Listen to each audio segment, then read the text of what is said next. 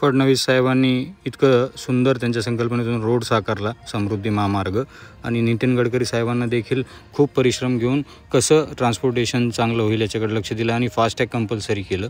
FASTag compulsory झाल्यामुळं toll नाक्यांवर आपल्याला थांबावं लागणार नाही, लवकरात लवकर तिथं जो वेळ वाया जातो या सगळ्या गोष्टी होतील असं सांगितलं. पण नेमकं तसं घडतं आहे का? हे जे छायाचित्र आपण पाहत आहात हे जालना एक्झिट पॉईंट, समृद्धीच्या एक्झिट पॉईंटचे आहेत. इथं 3 रोज आहेत. आता ही मधलीच रो सुरू होती. आम्ही विचारणा केली की बाबा हे 2 रो बंद कशामुळे, तर माहीत पडलं की दोन्ही फास्टॅग इथं बंद झालेले.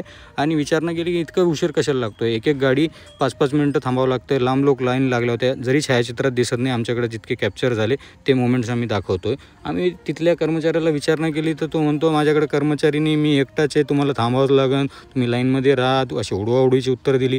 आता एक कोणती मोंटे कार्लो कंपनी, त्याला सरळ सोपं प्रश्न करण्यात आला होता की हा एक्सप्रेस वे आहे, जर इथं थांबावं लागत असेल तर या गोष्टींचा अर्थ काय? तर तो म्हणतो तुम्हाला इतकीच अडचणी आहे तर तुम्ही मुख्य ऑफिसला जाऊन सांगा. आणि ते पण त्याची भाषा ही काही इतकी सरळ नव्हती एकदम समजून सांगण्याची.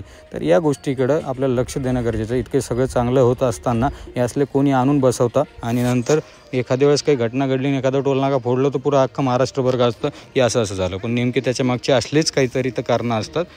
त्याच्यामुळं या गोष्टीकडं लवकरात लवकर लक्ष देण्यात